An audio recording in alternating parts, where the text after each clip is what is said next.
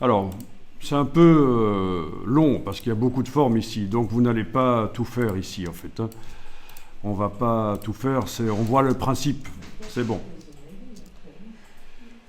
Alors, ah oui, est-ce qu'on arrive à sélectionner certaines choses avec des formes ouvertes mais pas nécessairement. Bon, ici par exemple, la forme du dessus. Ah, celle-là veut bien se sélectionner malgré qu'il y a un trou. Vous voyez, il y a un trou, et malgré tout, on arrive à sélectionner. Par contre, celle du dessus, on n'y arrive pas.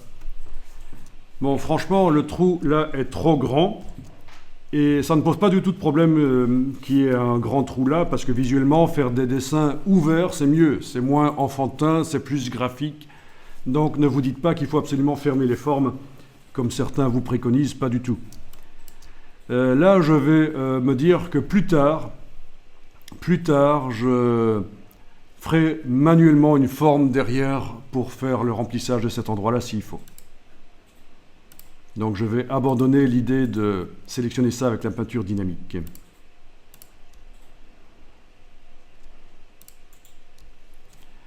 Ok. Alors, il est possible aussi de sélectionner plusieurs zones. Là, je vais demander de réafficher le contour de sélection. Menu affichage, afficher le contour de sélection. Comme ça, je vois mes zones grisées. Comme de toute façon, les couleurs que je mets, c'est n'importe quoi, je n'ai pas besoin de bien les voir. Donc, vous pouvez faire clic, shift-clic, pour sélectionner plusieurs zones et appliquer d'un coup une couleur dessus, bien sûr. Ça, c'est tout à fait possible.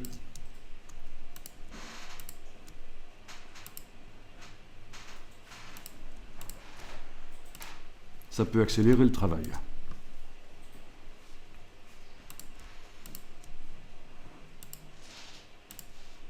Ok.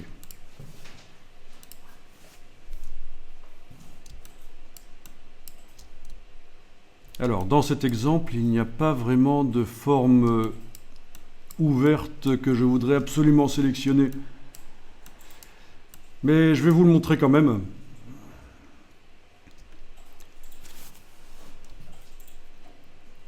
Quand vous avez une forme ouverte que vous voulez absolument sélectionner dans la peinture dynamique, il y a deux solutions. Il y en a une qui consiste à les mettre dans le groupe, un petit trait qui ferme la forme. Mais c'est un peu foireux. Je ne vous conseille pas de faire comme ça. L'autre solution, c'est d'aller modifier les paramètres de la peinture dynamique, de la rendre plus tolérante aux trous. Malheureusement, ici, je n'ai pas vraiment d'exemple avec des formes, parce que c'est assez bien fermé. Mais donc voilà, dans le menu Objet, peinture dynamique, option d'espace, peinture, menu Objet, peinture dynamique, option d'espace, vous avez les options d'espace pour la peinture dynamique sur laquelle vous travaillez actuellement.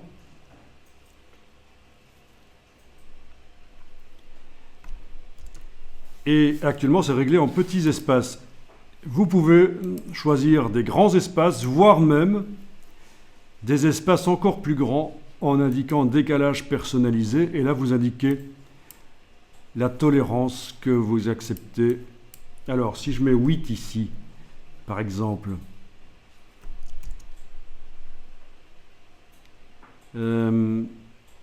attendez un peu parce qu'il y a un piège là, il y a un piège énorme.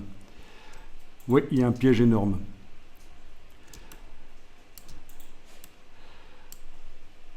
Ok. Open your eyes, ouvre tes ouilles. Je sélectionne la peinture dynamique avec la petite cible dans la palette des calques. Je vais dans Objet, peinture dynamique, option d'espace. Objet, peinture dynamique, option d'espace. Voilà. Il est indiqué OK ici en bas. Ça veut dire que les réglages que vous faites, c'est pour la peinture dynamique. Donc ce que je vous ai dit 30 secondes avant, c'était faux. Il y a une subtilité. Je vous explique après. Donc il faut absolument sélectionner la peinture dynamique entièrement pour pouvoir aller modifier ces options d'espace. Voilà, limite de la peinture, décalage personnalisé, Je vais essayer 8 ici. Voilà, 8. OK. Je clique sur OK. Et là, la tolérance maintenant est à 8 mm. Et donc il est possible que la forme là au-dessus qui ne voulait pas se sélectionner va vouloir maintenant se sélectionner. Mais de toute façon, je vous ai dit, il ne faut pas insister. On peut aussi par la suite la remplir. Alors si je survole avec l'outil, eh bien non, ça ne veut toujours pas. Mais non, mais c'est pas grave. Parce qu'il y a plus que 8 sans doute. Ok, si j'insiste vraiment, option d'espace, je vais voir si je peux augmenter encore. Indiquons 16, c'est énorme. Est-ce qu'il va accepter? Ok. Non, toujours pas. Ah, par contre, il y a des couleurs qui ont disparu du coup. Donc j'ai intérêt à annuler en fait. Voilà. Ok. Donc, alors le piège, c'est celui-ci. Quand vous réglez les options d'espace, si votre peinture dynamique n'est pas sélectionnée, même si vous êtes en train de sélectionner des formes avec l'outil de sélection de zone de peinture dynamique, hein, mais elle n'est pas sélectionnée, eh bien, quand vous allez dans Objet, peinture dynamique, option d'espace, il n'est pas indiqué OK en bas à droite, il est indiqué par défaut. Ça veut dire que vous êtes en train de régler les options d'espace pour toutes les peintures dynamiques prochaines que vous allez faire. Pas celles-là, les suivantes. D'accord? C'est un peu vicieux. Hein, parce que si vous n'avez pas compris ça, vous pourriez vous dire, mais ça ne marche pas les options d'espace. Je modifie, ça ne marche pas. Et vous allez voir, en réalité, ça marche. Pas sur ce dessin-ci particulier, mais sur d'autres dessins, vous allez pouvoir constater que ça marche quand on augmente la tolérance aux trous, aux espaces. Mais il faut absolument, pour la peinture dynamique que vous travaillez, à ce moment-là, la sélectionner quand vous allez dans Objet, peinture dynamique, option d'espace. Il est indiqué OK, c'est bien pour cette peinture dynamique-ci.